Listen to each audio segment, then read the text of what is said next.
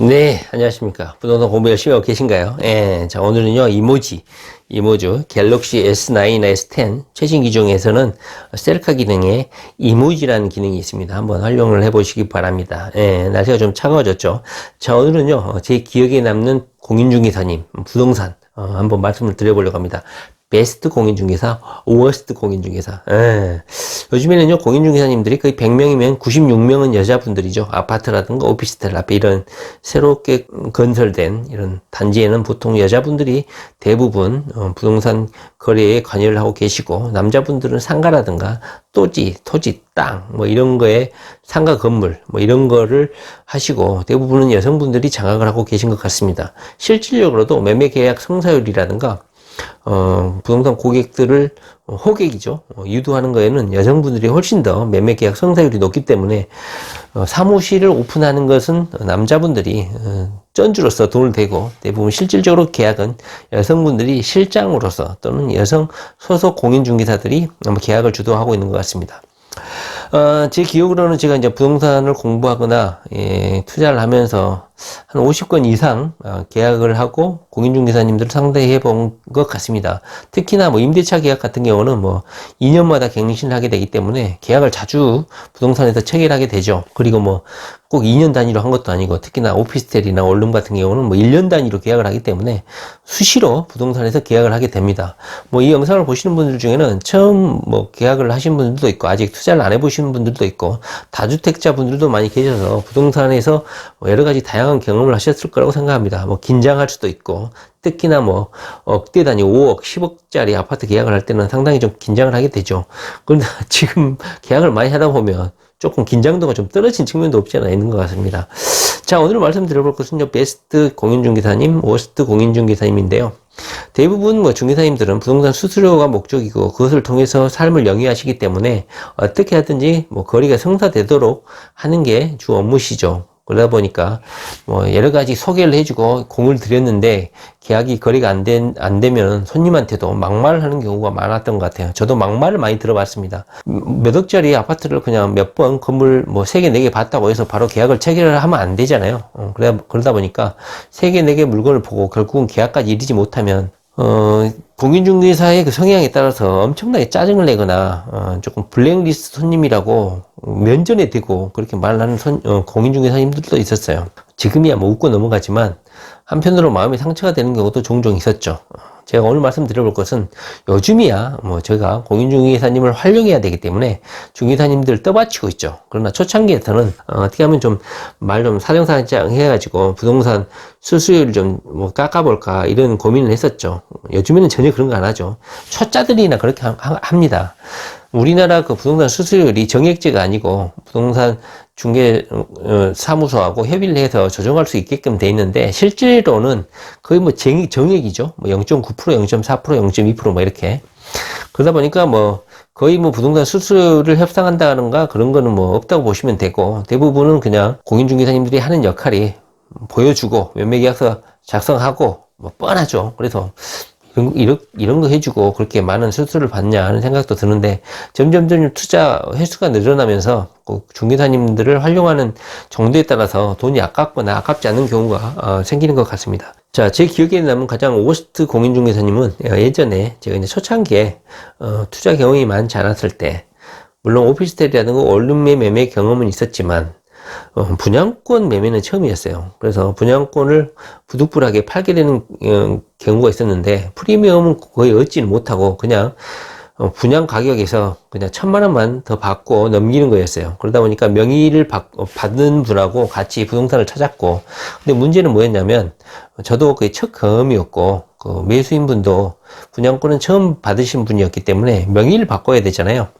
그러다 보니까 제가 그때가 군포였는데 건설사의 시공사의 본사에 가가지고 시행사의 본사에 가가지고 명의를 바꿔야 된다고 해가지고 그때 공인중개사님 차를 타고 저랑 분양권을 사신 분 같이 서울 본사까지 가가지고 명의를 바꾸는 절차를 하고 다시 그 군포로 그 차를 타고 복귀하는 그런 계약이었어요. 그러다 보니까 공인중개사님이 차를 타고 저랑 그 분양권을 매수하신 분이랑 같이 시공사 시행사죠. 시행사 들어가가지고 명의를 바꾸고 시공사의 동의를 얻고 다시 군포로 돌아와서 부동산 사무실에서 마무리하는 거였죠. 자, 계약을 다 마무리하고 다 좋았다 이거죠. 근데 문제는 뭐냐면 부동산 수수료에서 문제가 좀 생겼습니다. 그때 그 남자분이셨고요. 50대 중반 정도 되신 것 같아요. 그때 당시에는 뭐 10년 전, 8년 전 이야기니까요. 그때는 저도 뭐 부동산 투자 경험이 많지는 않았기 때문에 부동산 수수료에 대해서 상당히 민감했죠.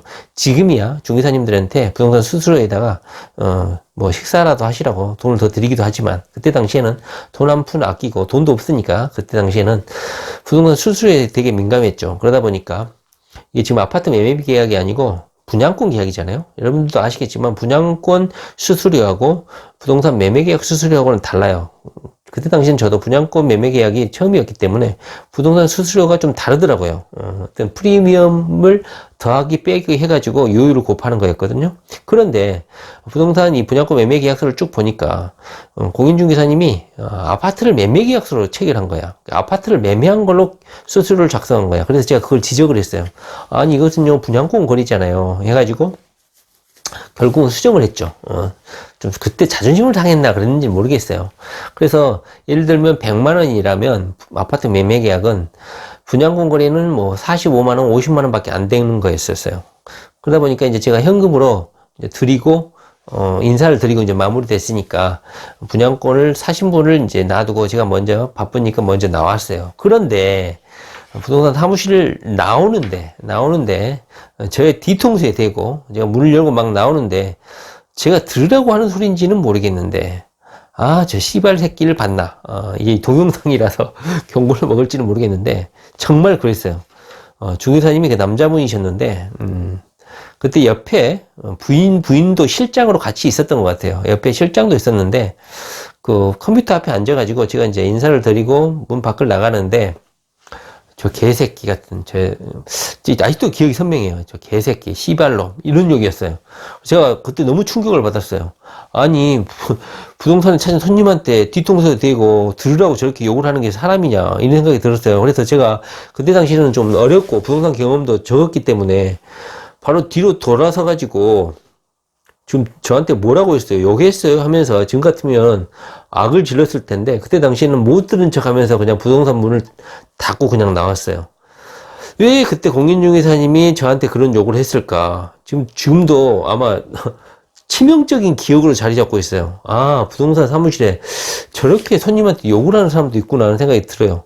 계약이 뭐 파기가 되거나 문제가 있는 경우도 아니고 그 절차가 조금 어렵긴 했죠. 군포 지역에서 서울 그 강남 고속터미널 그 지역이었거든요. 거기까지 차를 타고 가가지고 시행사에 가가지고 거기 가서 동의를 얻고 다시 돌아오는 절차가 시간이 2시간 가까이 걸리긴 했죠. 그 절차 힘들었는데 부동산 수수료를 내가 깎고 싶어서 깎고 싶은 것도 아니고 분양권 거래니까 부동산 수수료율이 당연히 적어지는 것인데 어떻게 손님한테 뒤통수에 대고 저렇게 욕을 할 수 있냐. 부동산 수수료가 좀 줄었다고 기분 나쁘다고 내가 이렇게까지 너희들 태워가지고 본사까지 갔다 왔는데 그거 좀 챙겨주지 그걸 수수료를 깎으려고 하느냐 이런 차원으로 서운해서 그랬을까요? 저는 제 기억 속으로는 최악의 중개사님으로 남아있어요. 물론 50여 건 계약을 체결하면서 대부분의 공인중개사님들은 기껏해야 뭐 관리비 정산이라든가 월세 못 받은 거 정산한다든가 뭐 시설 하자 체크하거나 인수인계 이 정도 하기 때문에 뭐 당연히 그것은 그분들이 해야 되는 일이니까 그런가 보다 하는 건데 이런 경험은 처음이었던 것 같고 그 이후로도 그 전에도 이런 공인중개사는 없었던 것 같아요. 특히나 여자분들은 살갑게 잘하시죠. 그리고 이렇게 좀 억세게 하신 분들도 가끔 있긴 있었어요. 아파트 뭐 4군데 5군데 보여줬는데 결국은 계약이 성사가 안 되니까 저한테 면전이 되고 엄청나게 짜증내시는 여성분이 있었지만 대부분의 여자분들은 이렇게 쌍스럽거나 예의에 어긋나는 행동을 하지 않았거든요. 요즘에 신세대로 올라올수록 젊으신 공인중개사님들은 상당히 서비스 정신이 좀 투철해요. 살갑게 잘하는데 아줌마들 그리고 남자들 아저씨들 50대 중반 이분들은 너무 좀 문제가 좀 있는 것 같습니다. 그래서 제가 그 기억이 지금도 8년 전 기억인데도 너무너무 좀 쇼킹한 경험이었다. 제가 다시 군포 그 부동산 사무실을 찾을 일은 없지만 그분이 영업을 아직도 잘하고 있는지는 모르겠습니다. 그러나 인생을 살아보니까 그런 사람들이 또 망하지도 않고 잘하더라고요. 근데 저한테는 상당히 충격적인 경험이었습니다. 뒤통수에 대놓고 야, 개새끼 이렇게 씨발놈 제가 욕을 해서 좀 죄송한데요. 너무너무나 좀 충격적이었어요. 그때 당시 저도 좀 어렸고 부동산 경험이 적었기 때문에 대들지는 않았는데 지금이야 그런 소리 들으면 바로 엎어버리죠. 테이블을. 그게 불가능하죠. 아마 손님의 부동산 지식이라든가, 그 다음에 어리버리하냐, 안 하냐, 뭐 이런 거에 따라서, 이렇게 손님을 취급하느냐, 이런 생각이 좀 들 정도였어요. 어떻게 그런 은행을 손님한테 하느냐, 하는 생각이 들어요. 한편으로는, 부동산 매매 계약 수수를 했는데, 뭐 들켜서 그랬나? 이런 생각도 들기는 해요. 저 같은 경우는 그때 당시에 분양권 거래가 처음이었고, 돈이 좀 적었기 때문에 부동산 수수료 계산에 대해서 상당히 좀 민감했었거든요. 그래서 부동산 매매 계약으로 요율을 계산했길래 그게 좀 눈에 띄었죠.